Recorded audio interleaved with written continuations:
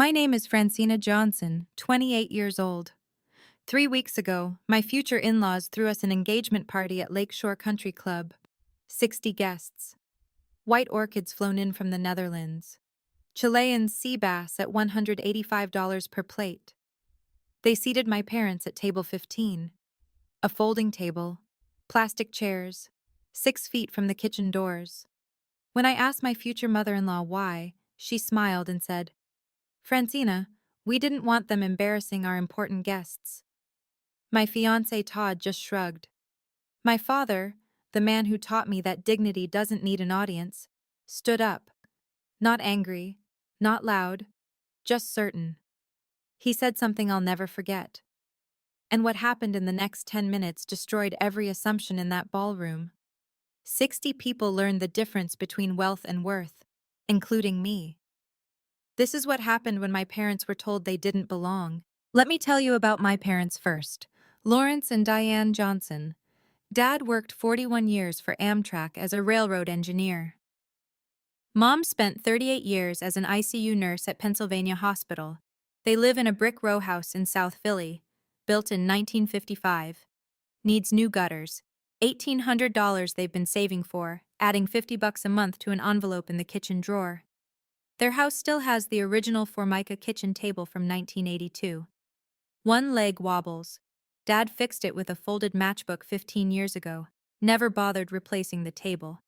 Still works, he says. Mom drives a 2014 Chevy Malibu with 112,000 miles. Dad takes the bus most places, says it's easier than parking. They shop at Aldi, use coupons. Mom buys her clothes at TJ Maxx. Dad's had the same winter coat since I was in high school. When I visit, the fridge is covered with my achievements. My social work degree from Temple University, graduated 2019. Awards from work. Photos of me at protest marches, community events, the 5K I ran for domestic violence awareness. And one photo I never asked about. A little boy, maybe 6 years old, in a hospital bed holding a teddy bear. The photo's faded, Polaroid from the 80s maybe. Every time I looked at it too long, my mother would turn away, change the subject. Her face would go somewhere else. I learned early, some pain is too private to share. Dad taught me other things. "Francina," he'd say, usually while fixing something in the house, the leaky faucet, the screen door, the basement light that flickered. "You measure a life by what you give, not what you get. Remember that." I remembered. I just didn't know how much he meant it. Then there's the Harringtons, Todd's family, old Philadelphia money, pharmaceutical distribution empire, $85 million net worth, according to the business journal profile I found online when we first started dating. Their estate, Harrington Manor, sits on the main line, built in 1920, 12,000 square feet, circular driveway. Mercedes S-Class parked out front, $118,000. Range Rover next to it, $98,000. Todd's Audi A6, $65,000.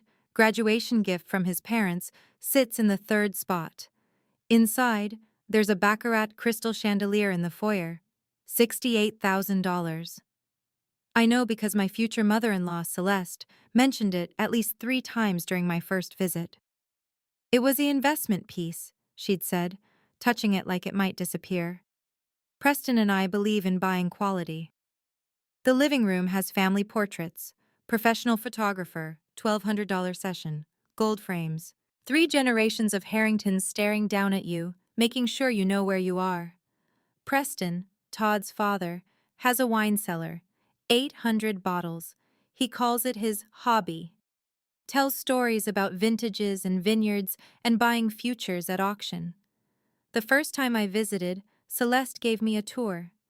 Every room had a story about money, not a single story about people. I brought Todd home to meet my parents 6 months into dating. April 2024. Mom made pot roast. $18 for ingredients.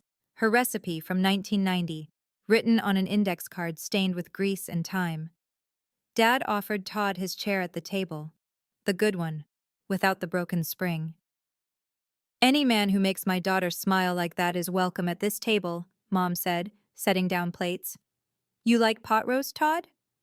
Todd smiled. Real smile, not the practiced one he used at his parents' dinner parties. I love it, Mrs. Johnson. We ate, talked, laughed. Dad told stories about working the Acela line. Mom shared a funny moment from the ICU, keeping it vague, HIPA. A compliant, but warm. Todd fit. I thought he fit. 2 weeks later, I met his parents. Dinner at Harrington Manor. Hired chef. 3 courses. Wine pairing. I wore my nicest dress. $180 from Macy's. I'd saved for it. Celeste opened the door. Looked me up and down. Oh, she said. Todd didn't mention you were… Well, you're very pretty, dear. That helps. Dinner was excruciating. Preston asked where I went to college. Temple, I said. Oh, a specific kind of O. The kind that means not Penn, not Princeton, not anywhere that matters. Celeste asked what my parents did. My dad's a railroad engineer. My mom's an ICU nurse. How steady, Celeste said. She sipped her wine. Reliable professions. The word reliable sounded like limited. Todd squeezed my hand under the table. Don't worry, he whispered when his parents stepped away to check on dessert. They'll warm up. 2 years later, they hadn't. But there was that photo on my parents' fridge. The little boy I never asked about. I did ask once. I was 16. Home from school, grabbing a snack. Mom, who's the little boy in the hospital photo? She was washing dishes. Her hands stopped moving, just for a second. My baby brother, she said quietly. Tommy. He died when I was 19. I'm sorry. What happened? Leukemia. She rinsed a plate, didn't look at me. The hospital did everything they could. Pause. It wasn't enough. She changed the subject, asked about my chemistry test, about the dance that weekend. I didn't push. She never talked about Tommy again. Some pain is too private to share. April 14th, 2025. Rittenhouse Square. Sunset. 6:18 p.m. Todd proposed. Princess cut diamond. 1.2 carats. Platinum band. His hands shook when he opened the box. I said yes. We called my parents first. 6:31 p.m. Dad answered. I could hear the TV in the background. Jeopardy. Baby girl, he said when I told him. His voice went thick. I'm so happy for you. He's a good man. You deserve this. Mom got on the line. We love you so much, Francina. Congratulations. They cried. Happy tears. I could hear them both, trying to hide it, failing beautifully. We called Todd's parents second, 7:02 p.m. Todd made me wait. Let's just enjoy this for a minute, he'd said. Just us. 31 minutes, apparently, was just us. Celeste answered. Speakerphone. Well, she said, I suppose we should start planning. I'll call the club tomorrow. We'll want to do this properly. Not congratulations. Not, we're so happy for you. Just logistics. She didn't ask if I said yes. She assumed. Or maybe she just didn't care. 3 weeks later, the Harringtons hosted a formal dinner to announce properly. Their words. Celeste called me the day before. Francina, dear, do you have something appropriate to wear? I can lend you a dress if needed. I showed up in my own dress, navy sheath, $180, same one I wore to meet them the first time. Celeste looked me over when I arrived. Well, it's sweet. The dinner was at Harrington Manor. 12 guests, friends and family, wine served, Chateau Margaux, $340 a bottle. I know because Preston announced it. At one point, Preston turned to a guest, laughing. So Francina's father worked for Amtrak. Trains still run on time? He chuckled. Todd laughed too. Later, when I brought it up in the car, Todd said, he didn't mean anything by it. That became his favorite phrase. My parents weren't invited to that dinner. It's just a small thing. Celeste had explained when I asked. Close family, you understand. I understood exactly. A week later, Celeste insisted on hosting the engagement party. It's tradition for the groom's family, she said. We were in her living room. May 2025. She had a leather planner out, monogrammed. CH in gold. My parents would love to contribute. Oh, that's not necessary, dear. She waved her hand. Preston and I have it handled. We know the right people, the right venue. Let us do this. It's our gift to you. She started making the guest list right there. 75 people, she said. 60 from their side. 15 others. My parents weren't consulted on a single decision. Our gift to you, she'd said. I didn't realize gifts could feel like warnings. June 8th, 2025, 10:14 a.m. My phone buzzed. Text from Celeste. Darling, before the Whitmore's garden party next month, perhaps we should freshen up your wardrobe? I know a wonderful personal shopper at Saks. My treat. You'll need to look the part. Look the part. I stared at those 3 words for a solid minute. My wardrobe was fine.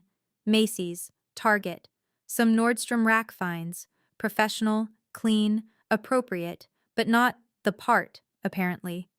I showed Todd the text that evening. She's just trying to help, he said. Didn't look up from his laptop. Help with what? I asked. He didn't answer. I declined Celeste's offer, politely, said I was all set. She sent back a smiley face emoji. I felt like I'd failed a test I didn't know I was taking. July 22nd, 2025. Family portrait session. The Harringtons scheduled it at Rittenhouse Photography Studio. $1,200 for the session, $890 for prints. Richard Laurent, society photographer. Family only, Celeste said when she told me about it. Should we invite my parents? I asked. Since we're engaged now, their family too. Celeste touched my hand. Maternal. Condescending.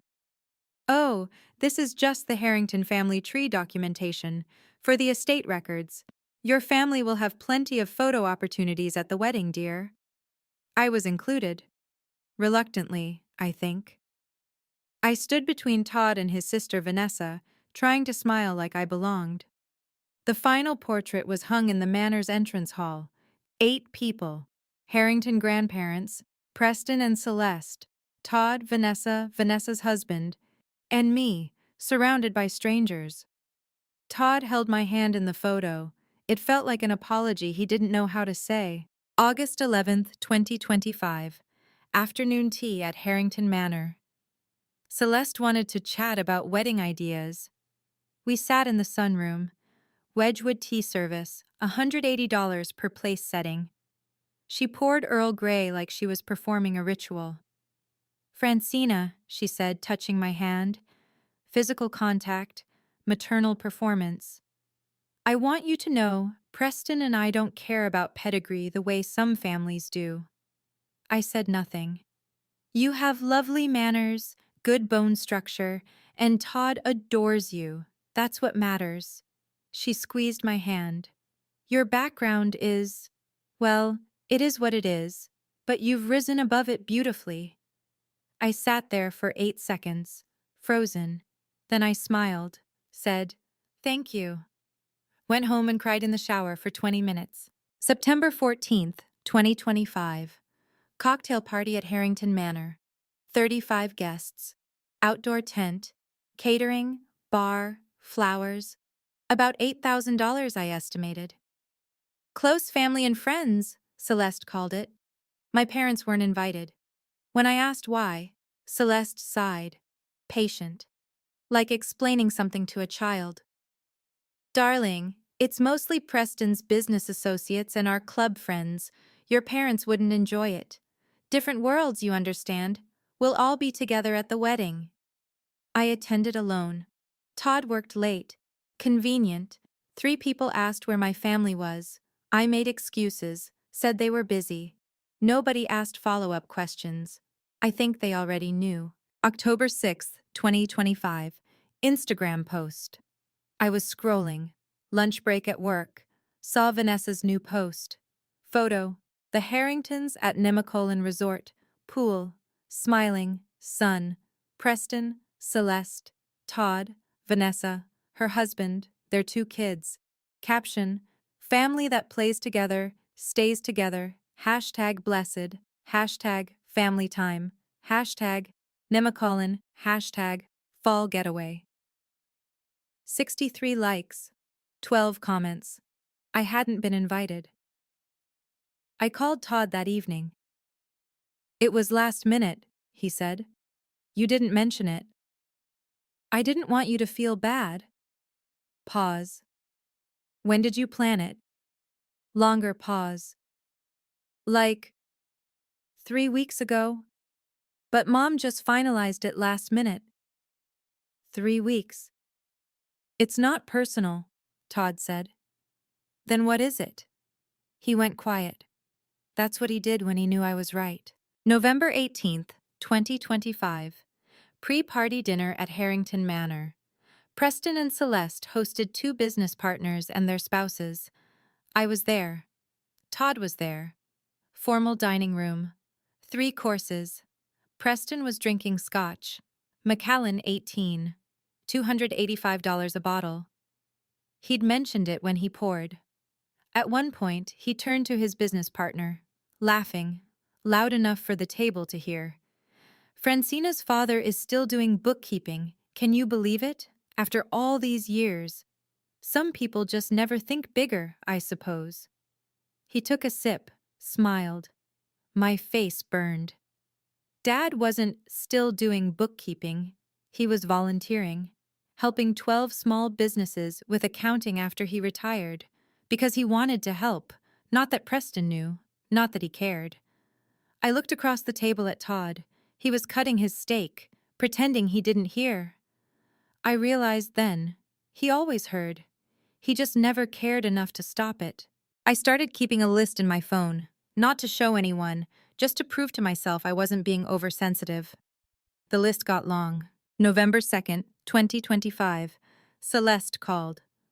I've booked Lakeshore for December 7th, she said, excited. The ballroom overlooks the lake. It's stunning in winter. Your parents will love it. They've probably never been to a club like this. Lakeshore Country Club, $85,000 initiation fee, $12,000 a year in dues. My parents couldn't afford to be members if they saved for a decade. They'll love it, Celeste said. Like watching people walk through a world they'll never belong to is a gift. November 10th, 2025. Email from Celeste. Subject: Final guest list, 60. Francina dear, I've finalized the list at 60. Any more and the ballroom feels crowded. I've included your parents, of course, and we have room for 12 of your friends/colleagues. Please send names by Friday. The rest will be our family connections. You'll want to know these people as you join our family. Oh, Celeste. I read it 3 times. 45 Harrington people. 13 of my people. 2, my parents. I wanted to invite Dad's friends from the railroad, Mom's nursing colleagues, people who'd known me my whole life. We need to keep it intimate, Celeste said when I called. Intimate. 60 people is intimate when 45 of them are yours. December 1st, 2025. I stopped by the manor to discuss timeline. Celeste was at her desk in the study. I saw it before she could hide it. The seating chart, printed on cream cardstock, gold embossing, fancy. Tables 1 through 14. Round tables, 60-inch diameter. Chiavari chairs, $45 each to rent. Beautiful centerpieces listed next to each table number. Table 15, folding rectangular table, 6 feet by 2.5, plastic folding chairs, near kitchen swing doors. My parents. I pointed. Table 15 is by the kitchen? Celeste didn't look up. Yes, dear, we had to fit everyone in somehow. Your parents won't mind. They're not used to formal events anyway. 85 feet from the head table, partially blocked by a decorative column. I looked at that chart for 30 seconds, memorized it, said nothing. Walked to my car. Sat in the parking lot for 40 minutes, trying to decide if I could still marry into this family. That night, I showed Todd. I'd taken a photo of the seating chart with my phone. Your mother put my parents by the kitchen, on folding chairs. Look at this. Todd glanced at it, sighed. Babe, it's just logistics. The round table's seat 6, your parents are 2 people. There are 6 empty seats at table 7. Move them there. My mom worked really hard on this. Don't make it a thing. It's one night. One night where you show my parents who you really are. That's not fair. Isn't it? He left. 9:18 p.m. Fight lasted 47 minutes. We didn't speak for 2 days. He texted, I love you. It's going to be fine. I didn't answer, because I knew it wouldn't be. December 4th, 2025. 7:30 p.m. I called my mom. Sweetheart, she said. I could hear Dad in the background, TV on, Wheel of Fortune probably. Mom, I need to tell you something about the party. What is it, honey? I couldn't say it. Couldn't tell her they'd seated her by the kitchen like an afterthought. Never mind. I love you. Pause. We love you too, baby. Is everything okay? Yeah, I just wanted to hear your voice. Another pause. She knew. Mothers always know. Francina, whatever's bothering you about this party, don't let it ruin your happiness. It's just one night. We'll be fine. You shouldn't have to just be fine. Not at my engagement party. We're proud of you. That's all that matters. We'll smile, we'll be gracious, and we'll go home, okay? I was crying. I'm sorry, Mom. For what, baby? You didn't do anything wrong? 23 minutes. We talked. Dad got on the line at the end. Tell her we love her, he said to Mom. Then, louder. We love you, Francina. I cried for 15 minutes after hanging up. They were protecting me, even when they were the ones being hurt. That's what good parents do. I was about to learn what bad in-laws do. December 7th, 2025, 6 p.m., Lakeshore Country Club, Philadelphia, ballroom overlooking Lake Michigan. December sunset painting the water gold. I arrived early with Todd, photographer already there, taking pictures of the setup. 14 round tables, cream linens imported from Italy, $180 per table. White orchid centerpieces, flown in from the Netherlands, $320 each. Chiavari chairs with ivory cushions. Table 15 sat in the back corner. Rectangular folding table, plastic chairs, small vase with carnations. $22. Someone's afterthought. 30 feet from the kitchen doors. I stood at the entrance with Todd, smiled for photographs, and watched every single person who entered glance at table 15, then quickly look away. 6:05 p.m. Valet parking, Mercedes arriving, BMWs, Range Rovers, then a 2014 Chevy Malibu, 112,000 miles. Clean, but clearly aged. The valet, young guy, maybe 20, looked confused. Sir, this is valet parking for club members and event guests. Dad stepped out. Calm, steady. We're guests. The Johnson family. The valet checked his list. Oh, yes, sorry, Mr. Johnson. Welcome. Dad wore his charcoal gray suit, Men's Warehouse. $380, purchased in 1998. Still fit. He'd kept himself in shape. Mom stepped out in her navy A-line dress. Talbots, sale rack, $89. Pearl earrings, 25 years old, anniversary gift from Dad. Her hands were shaking slightly as she smoothed her dress. I watched them walk through doors they'd never walked through before, heads high, dignified. I wanted to run to them, shield them from what was coming, but I stood there, smiling, greeting guests, playing my part. The ballroom sparkled, floor-to-ceiling windows, lake view, sunset, chandeliers, tables 1 through 14, perfect. Orchids, Italian linens, Chiavari chairs. Table 15, folding table, plastic, Carnations. Kitchen noise audible. Dishes clattering. Someone calling for more Chilean sea bass. Industrial dishwasher humming. Every time the kitchen doors swung open, cold air spilled out. My parents would sit there for 3 hours. 6:20 p.m. A woman arrived. Late 50s, early 60s. Elegant. Charcoal pantsuit. Armani. Probably $2,800. Pearl necklace. Dr. Rafael Ortega, medical director of Pennsylvania Hospital. Celeste greeted her warmly. Air kisses. Rafael, so glad you could make it. The hospital gala committee sends its best, I hope. Of course, Celeste. Congratulations on the engagement. Dr. Ortega's eyes swept the room, landed on my mother. Table 15. Dr. Ortega froze. Half a second. So brief most people wouldn't notice. But I noticed. Her expression shifted. Recognition. Then something harder. She looked at my mother for 3 seconds, then at the folding table, then at Celeste. Something changed in her face. Later, I'd understand what. In that moment, I just felt the temperature drop. 6:30 to 7:15. Cocktail hour. Dom Perignon, $340 a bottle.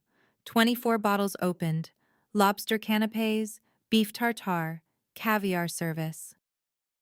My parents stood near table 15, unsure where to go.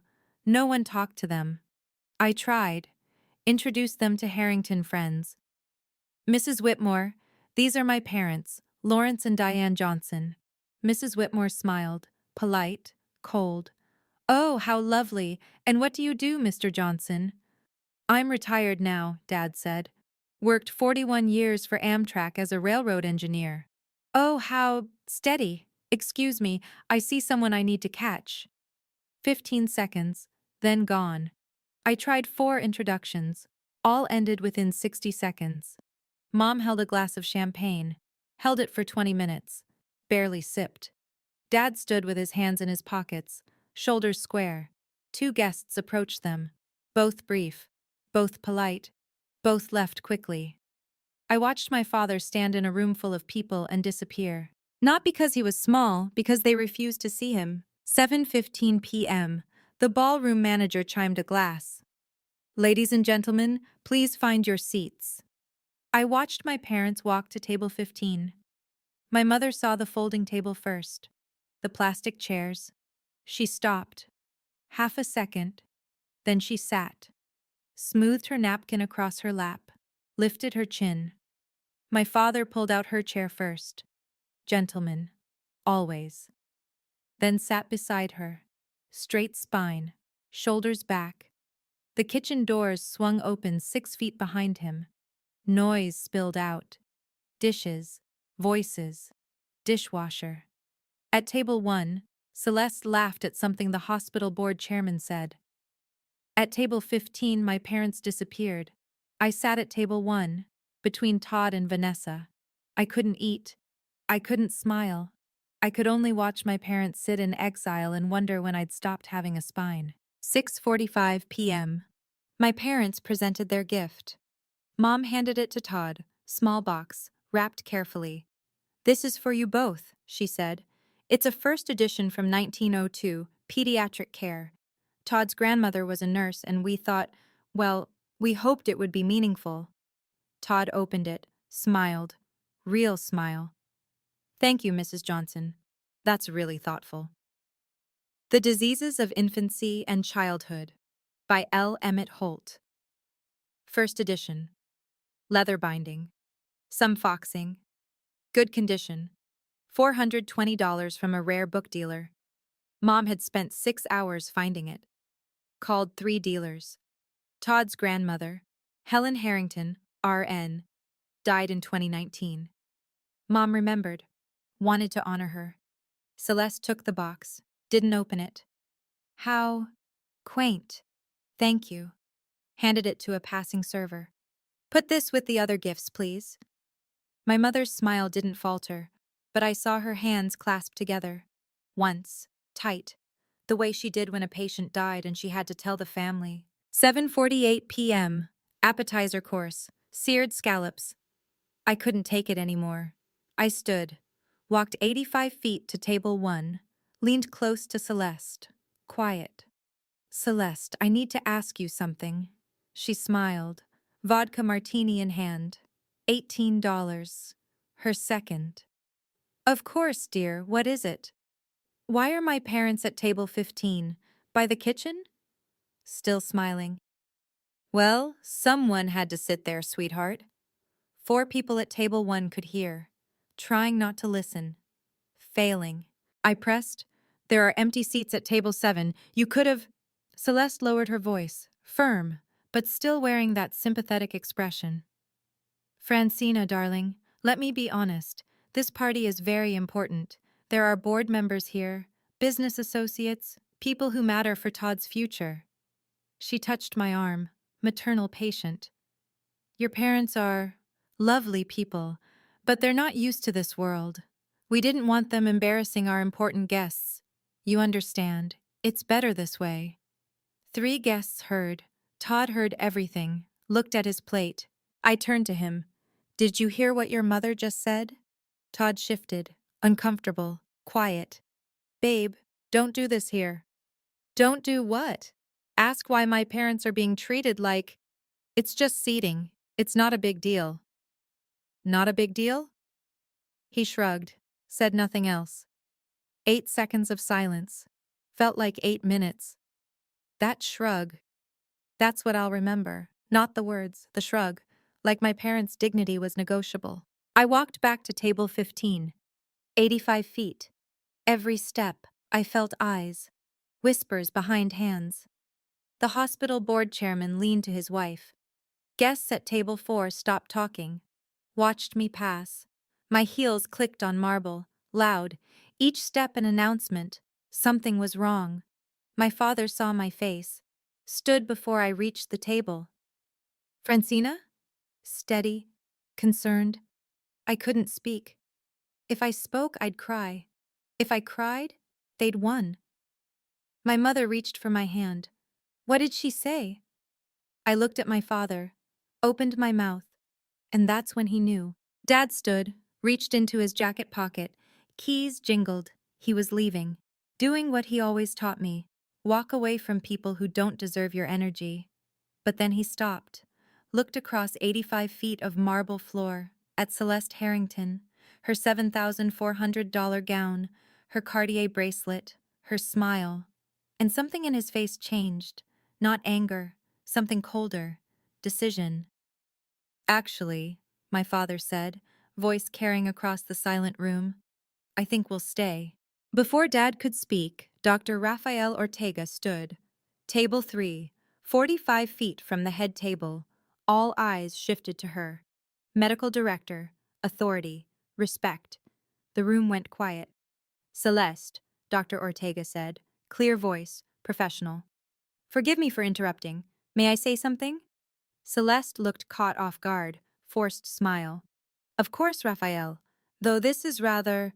It won't take long, but it needs to be said. Now. Dr. Ortega walked toward table 15, toward my parents. Every eye in the ballroom followed her. Dr. Ortega stopped beside my mother's chair. Celeste Preston, she said, addressing the room. I want to acknowledge your family's generosity to Pennsylvania Hospital, the Harrington Cardiac Center, $2.8 million donated in 2015. Celeste beamed. This was praise, recognition. It's a beautiful facility, Dr. Ortega continued. The plaque in the lobby honors your family's name. You've saved lives. Preston nodded, smug. I see that plaque every day, Dr. Ortega said. Your name in marble, $2.8 million. Pause. Every day, I also walk past another wing, the Thomas Riley Pediatric Cancer Wing. The name hung in the air. I saw my mother's face go white. Dr. Ortega looked around the room. The Thomas Riley Pediatric Cancer Wing opened June 2019. 6 years ago, 12 beds, state-of-the-art equipment. specially trained oncology nurses, art therapy room, family consultation spaces. She paused. Does anyone here know who Thomas Riley was? Silence. Thomas Riley was 6 years old when he died, 1987, acute lymphoblastic leukemia. The hospital at that time didn't have a dedicated pediatric oncology unit. We did everything we could. Dr. Ortega's voice softened. It wasn't enough. My mother's hand covered her mouth, tears on her face. I'd never seen her cry in public, not once in 28 years. Dr. Ortega continued. In 2018, someone came to the hospital, made a donation, $3.2 million. Gasps in the room. That's 400,000 more than the Harrington Cardiac Center, Celeste. From a single donor, personal savings, not a family trust, not a corporate foundation, one person's life savings. Dr. Ortega's voice grew quieter, more intense. The donor had one condition, only one. Don't put their name on the building. Put Thomas Riley's name, the boy who died, the boy we couldn't save, because this wing wasn't about the donor's legacy. It was about making sure no other family lost a 6-year-old child the way they did. Celeste's face. I'll remember it forever. The moment she realized where this was going, Dr. Ortega turned to face table 15, looked directly at my mother. The donor is here tonight. Thomas Riley was her baby brother. She was 19 when he died. She became an ICU nurse because of him, worked 38 years at Pennsylvania Hospital, saved her money, invested carefully, and gave us $3.2 million, 80% of everything she had. Dr. Ortega walked to table 15, stood beside my mother, hand on her shoulder. She kept $380,000 for retirement, gave us everything else, because she remembered what it felt like to watch her baby brother die in a hospital that couldn't save him. My mother sat frozen, Dr. Ortega's hand on her shoulder, 60 people staring. My father stood beside her, tears on his face, holding her hand. Dr. Ortega's voice broke slightly. Since the Thomas Riley Wing opened in 2019, we've treated 240 pediatric cancer patients. Our survival rate is 89%. That's 214 children who are alive today. She paused, composed herself. Children who are playing soccer, starting middle school, learning to drive, going to college, getting married someday, living. Because of the woman seated at table 15, by the kitchen, on plastic chairs. Dr. Ortega's voice cracked. This woman, medical director, consummate professional, was crying. For my mother. In front of everyone. Dr. Ortega turned to Celeste. Celeste, your cardiac center is wonderful. It serves adults, wealthy adults mostly, who can afford the best care. Your name is on the wall in gold letters, 18 inches high. Everyone who enters knows the Harringtons donated $2.8 million. Pause. Diane's wing serves children. Any child, any family, regardless of insurance, regardless of ability to pay. Her name appears nowhere, because she didn't do it for recognition. She did it because her baby brother died, and she spent 38 years making sure other babies didn't. Celeste's mouth opened, closed. No sound came out. For the first time in her life, Celeste Harrington had nothing to say. The hospital board chairman stood first. Richard Castellano, 72 years old, 30 years on the board. Mrs. Johnson, he said across the ballroom, it's an honor. Then the others, one by one, 5 board members standing. The society columnist from Philadelphia Magazine, Amanda Price, already taking notes. 3 other guests who'd visited the Thomas Riley Wing, who'd seen children playing in the art therapy room, families crying grateful tears. They stood for my mother, the woman seated by the kitchen, on plastic chairs. Then others stood, 20 people, 30, 40, until 60 people were on their feet, and my mother, my beautiful, humble, generous mother, sat crying into my father's shoulder. I watched Celeste Harrington's face, watched her understand. The board members she'd courted for 3 years, Standing for my mother. The society columnist she'd invited to photograph this event, scribbling notes, eyes on table 15. The hospital gala committee she chaired, staring at her with something between shock and disgust. Her hands gripped the table edge, knuckles white, the $16,800 Cartier bracelet catching light. Preston, her husband, looked ill. Todd stared at his plate. And 60 people kept standing. For the nurse, the railroad engineer's wife, the woman from the modest row house in South Philly, the woman they'd seated by the kitchen. Dr. Ortega looked at Celeste. Didn't say a word, didn't need to. The silence said everything. 8:03 p.m. After the standing ovation, Mom stood, wiping her eyes, shaking but dignified. "Raphael," she said quietly, "you didn't have to." "Yes, I did." Dr. Ortega's voice was firm.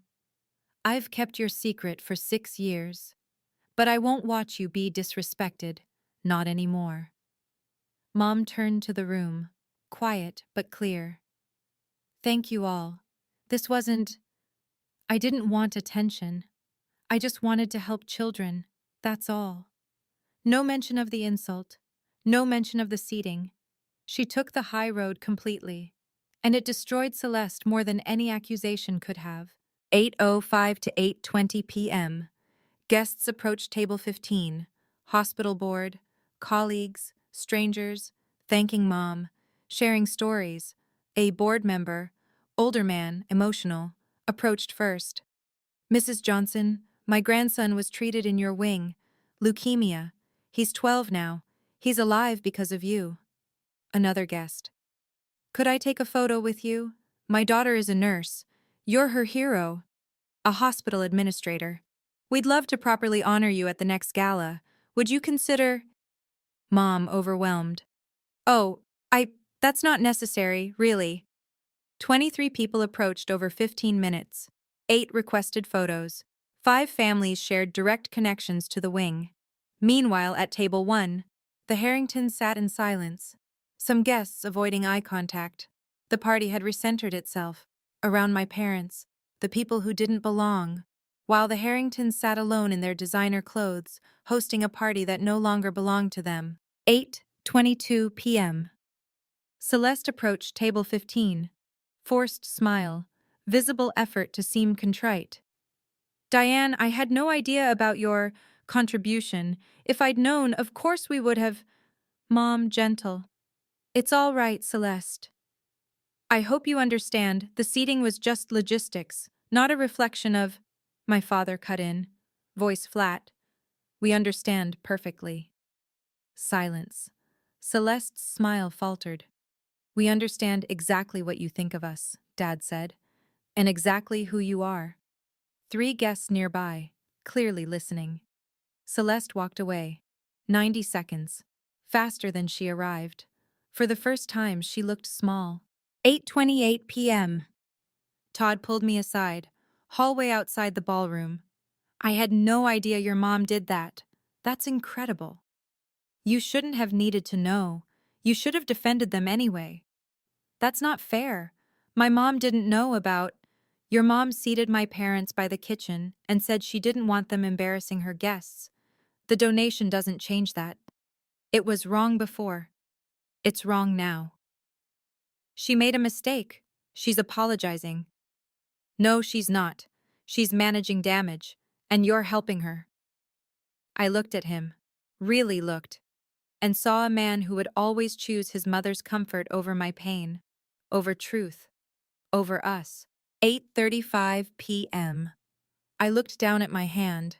Princess cut diamond, 1.2 carats, platinum band, $8,500.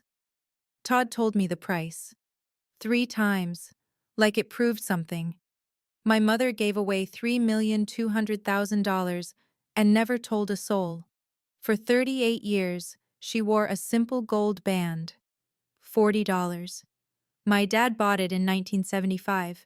I understood something then, about value, about what matters, about who I wanted to be. I slid the ring off my finger. Francina, what are you? I held it out to him. I can't marry you, Todd. You're being emotional. Let's talk about this tomorrow. I'm being clear for the first time. I can't marry someone who shrugs when his mother insults my family, who thinks money excuses cruelty, who will always, always choose them. My family is important to me. I know. That's the problem. They're more important than decency. He stood there, holding an $8,500 ring. I walked away worth more than I'd ever been. 8:42 p.m. I walked back to table 15. My parents. My home. I'm ready to go, I said.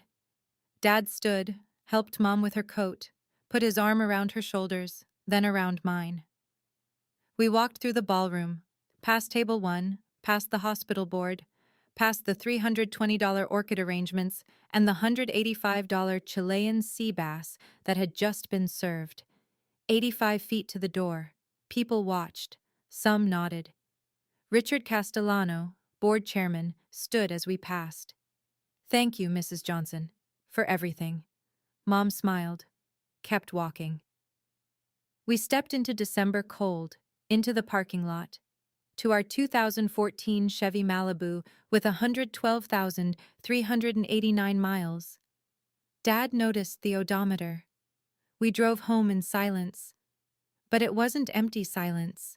It was full of dignity, of love, of knowing exactly who we were.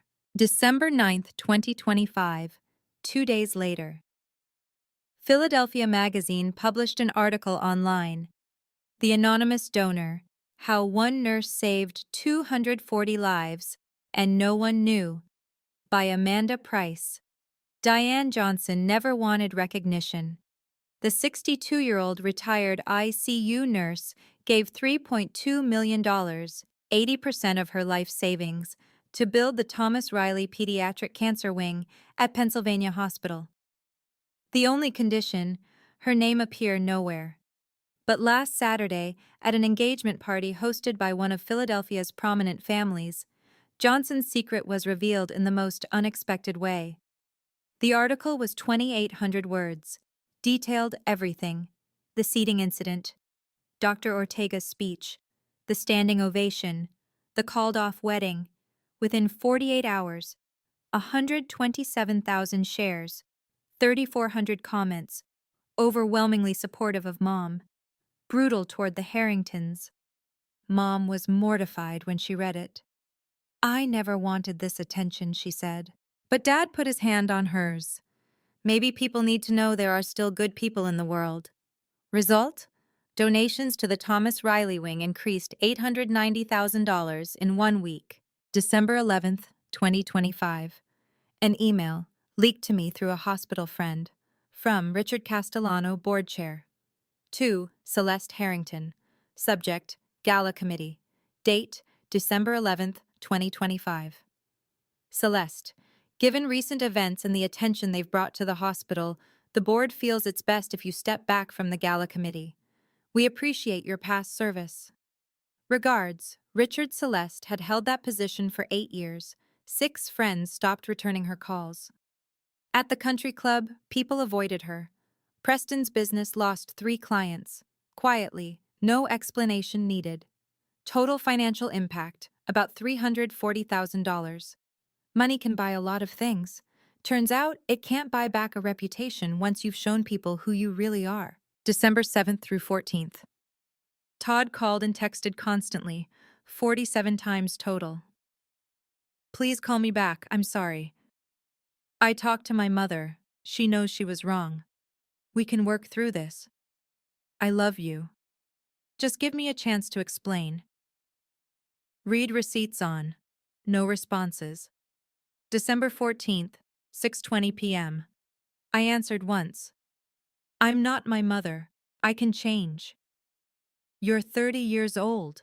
You've had 30 years to be different. This isn't about change, it's about who you fundamentally are. That's not fair. You keep saying that, but you never say I'm wrong. He cried during the call. I heard it.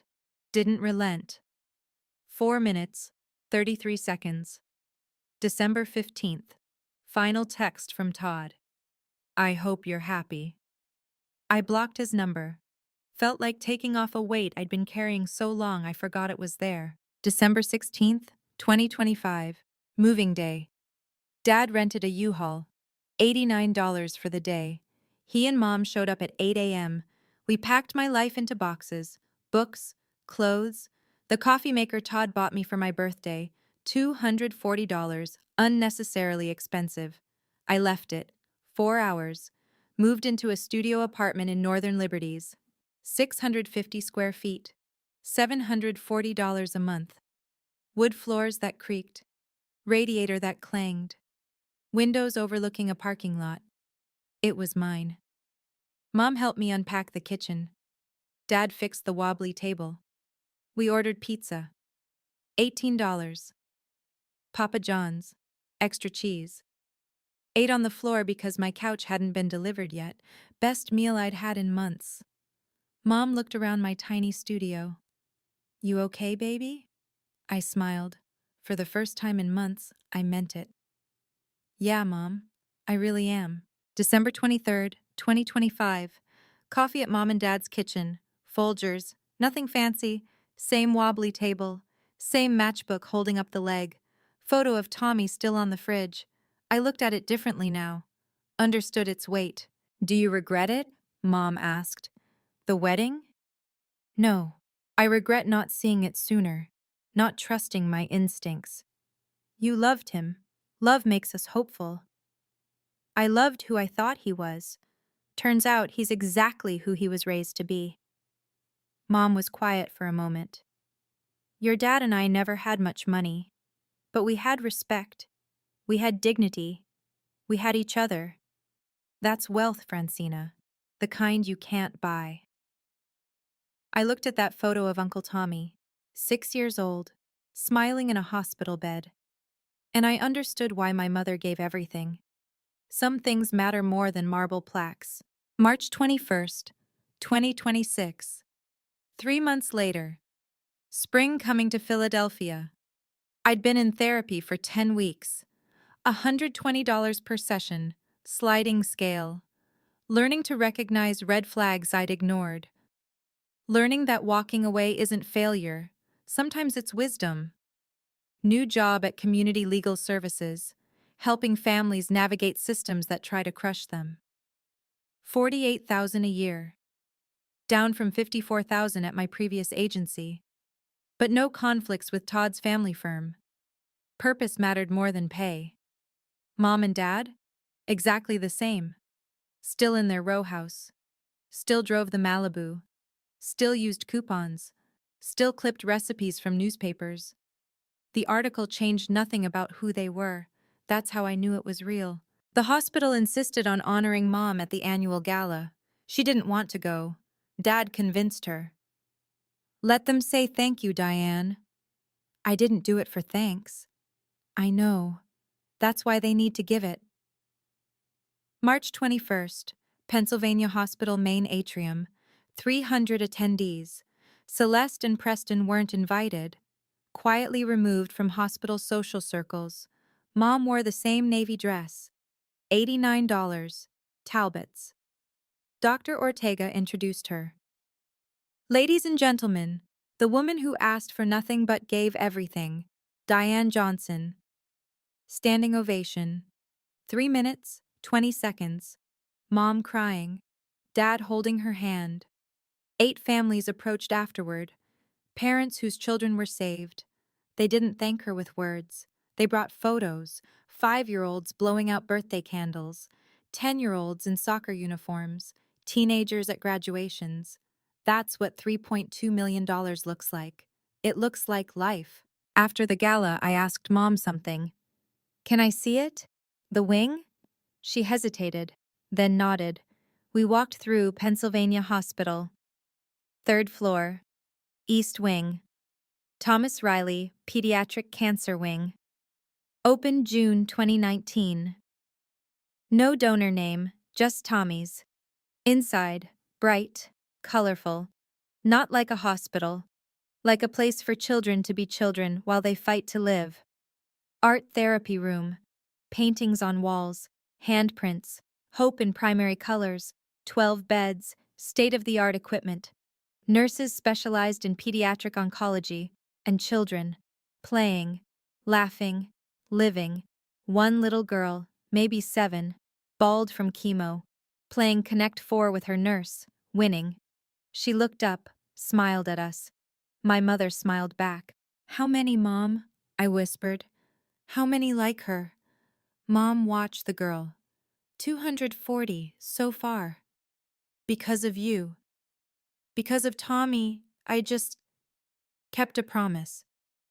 That little girl won her game, cheered, her nurse high-fived her, and my mother stood there crying. Because that's what winning looks like. Not marble plaques, not gold letters. Life. I learned something from all of this.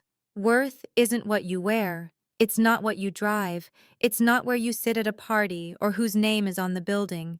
Worth is what you do when no one's watching. When there's no credit to claim, no plaque to polish, no applause to receive. My mother worked 38 years, saved everything, gave it away, asked for nothing. The Harringtons built a name. My mother saved lives. One of these things lasts. Todd texted me once more. February 28, 2026.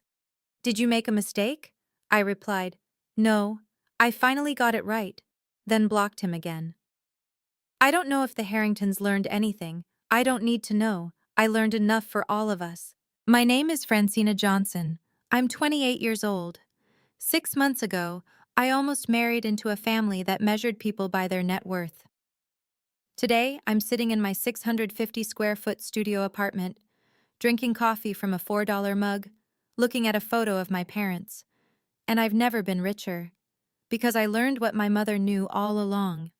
The most valuable things can't be bought. They're given freely. To people who'll never know your name. To children who'll grow up and play soccer and get married and never realize who saved their lives. That's legacy. Not marble. Not gold letters. Life. 240 lives, and counting. If this story touched you, if you've ever felt invisible in a room full of people who thought they mattered more, share it. Not for me. For everyone who needs to remember that worth isn't measured in dollars. For the nurses and teachers and railroad engineers and all the people who build the world quietly, without applause. For the parents who give everything and ask for nothing. For my mom, who saved 240 children and never said a word. And if you're grateful for the people in your life who love you without conditions, tell them. Today.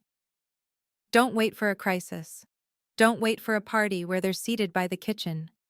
Tell them now. They already know they matter. But sometimes, it helps to hear it. Subscribe if you want more stories about real people doing extraordinary things while the world isn't watching. Share if you've ever been underestimated. And comment if you know someone like my mother, who gives everything and claims nothing. The world needs more people like her. Maybe it starts with recognizing the ones we already have.